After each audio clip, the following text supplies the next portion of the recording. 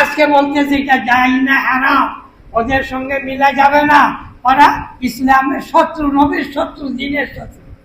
প্রয়োজনে আবার পরদিন সকালে বলে হ্যাঁ মিলা যাবে,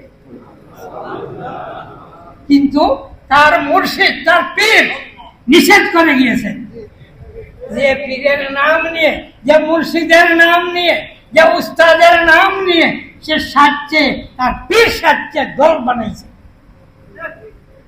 উনি বলতেছেন এটা বাতিল, কিন্তু সে বলবে না এখন ঠিক আছে। কেন?